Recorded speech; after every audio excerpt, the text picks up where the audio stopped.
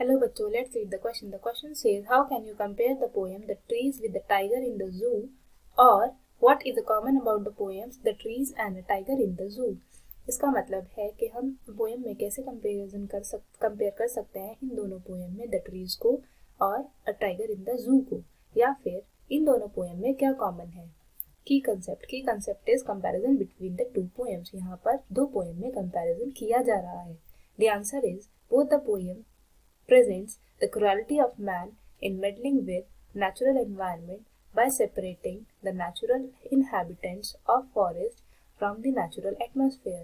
A tiger in the zoo presents the pitiable plight of the tiger who feels uncomfortable in the concrete cell of the zoo when separated from forest. Similarly, the trees feel unhappy and uncomfortable imprisoned in the house away from the forest. Both the trees and the tiger are natural inmates of forest. They want to live their natural life in open environment. The tiger feels imprisoned in the cramped space of the cage. He cannot roar violently as he would do in a forest. The tree too feels enslaved while growing in a house. Both the poem convey the messages that trees and animals must be provided natural environment. इस answer का मतलब है कि यहाँ पर जो trees है और जो टाइगर है दोनों को ही नेचुरल एनवायरनमेंट में अलग कर दिया गया था, और आर्टिफिशियल एनवायरनमेंट में रख दिया गया था। और जो पोएम है the tiger in the zoo, उस वहाँ पर एक पिटिएबल प्लाइट प्रेजेंट किया गया है।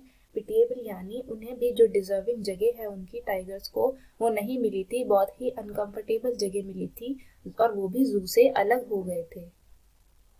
इसी तरह ट्रीज भी बहुत अनहैप्पी फील कर रहे थे और अनकंफर्टेबल फील कर रहे थे नरेटर के घर में, वो भी फॉरेस्ट से मूव आउट हो गए थे।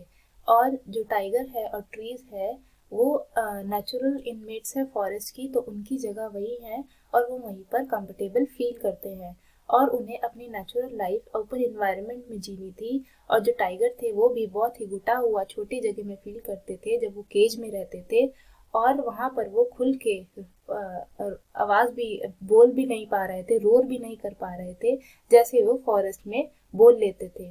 और इसी तरह ट्री भी बहुत ही एंस्लेव्ड और घुटा हुआ फील करते थे अपने घरों में जब वो घरों में थे।